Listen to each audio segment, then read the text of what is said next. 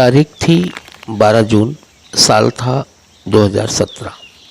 पूर्वी सिंहभूम झारखंड के घाटशिला के घने जंगलों में सन्नाटा पसरा हुआ था।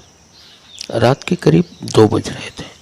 अचानक पेड़ों के गिरने की भारी आवाज़ गूंजती है। 20-25 बनमाफिया हाथों में आधुनिक कटर और कुल्हाड़ियाँ लिए सदियों पुराने साल के पेड़ों को काट रहे थे। तभी सूखी पत्तियों पर पैरों की आहट होती है। वन माफिया चौंकते हैं। उन्हें पुलिस बल के आने की आशंका होती है। जब उनकी टार्च आगंतुकों पर पड़ती है तो चौंक उठते हैं, क्योंकि उनके सामने पुलिस नहीं, सूती साड़ियों में लिपटी, हाथों में तीर धनुष और लाठी दरांत लिए चंद महिलाएं खड़ी थी।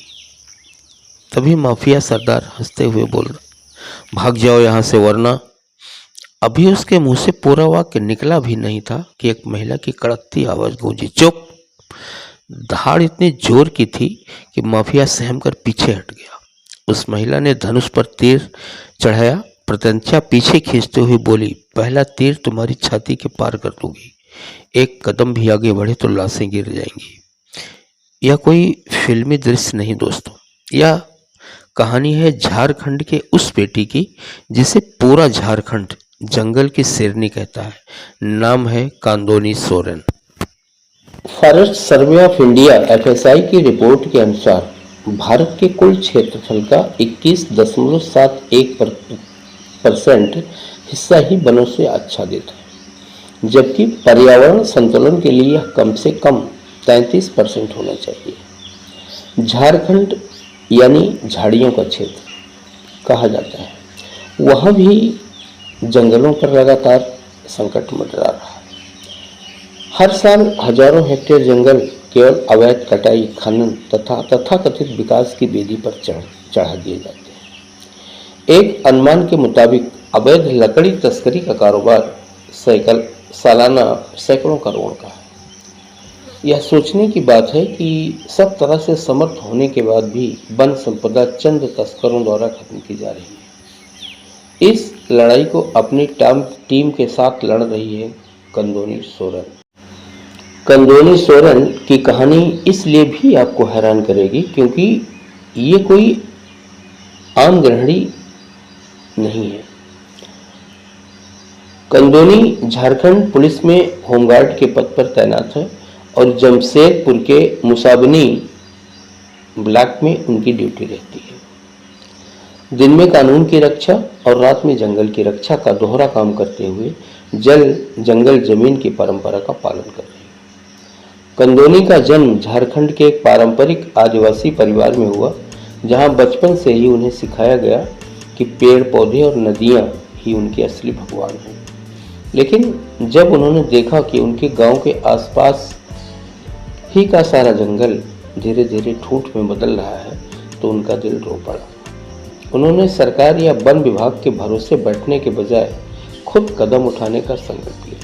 वर्ष 2012 में कांदोनी ने गांव की महिलाओं को इकट्ठा करना शुरू किया। शुरुआत में लोगों ने हंसी उड़ाई और तस्करों ने भी कोई महत्व नहीं दिया, लेकिन कांदोनी हाथी की तरह आगे बढ़ती रही, हंसने वाले, कटाक्ष करने वाले कुत्तों की तरह भौंकते रहे।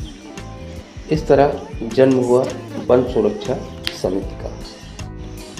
कांदोनी सोरेन ने 35-40 महिलाओं की एक ऐसी सेना तैयार किया जो किसी भी खतरे से टकराने को तैयार थी।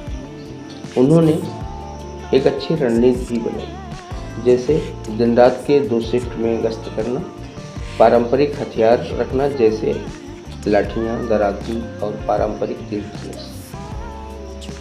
वह केवल पेड़ों को बचाती ही नहीं, हर साल रक्षाबंधन के दिन पेड़ों को रक्षा सूत्र बांधकर उन्हें अपने परिवार का हिस्सा घोषित करती है।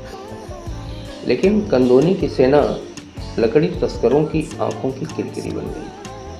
उन्हें जान से मारने की धमकियां मिलने लगी। कई बार जंगल के बीच माफियाओं ने उन्हें घेर भी लिया। वह बिना डरे खड़ी रहीं और तस्करों को पीछे हटने पर मजबूर कर दिया। आज कांदोनी सोरेन और उनकी टीम पूर्वी सिंहभूम के लगभग 250 एकड़ से ज़्यादा क्षेत्रफल के घने जंगल की 24 घंटे सुरक्षा कर रहे हैं। जिस जंगल को वन विभाग उजड़ने से नहीं बचा पाया, उसे इन महिलाओं ने अपने पसीने और खून से सींचकर फिर से हरा भरा बना दिया। जंगल सुरक्षा में कंदोनी सोरेन का योगदान सराहनीय है, लेकिन यह हमारे सिस्टम पर एक गंभीर सवाल भी है। पर्यावरण दिवस पर बड़े बड़े सेमिनार और संगोष्ठियों में एयर कंडीशन कमरों में बैठकर ग्लोबल वार्मिंग पर चिंता जताते हैं। वहीं बिना किसी सरकारी फंड के, बिना सैलरी के अपने जान की बाजी लगाकर कंदोनी जैसे महिलाएं असली पर्यावरण सुरक्षा की क्रांति लिख रही हैं। ये आंदोलन इस बात का सबूत है कि जब सरकारें विफल हो जाती हैं तो समाज को खुद अपनी रक्षा के लिए खड़ा होना पड़ता है।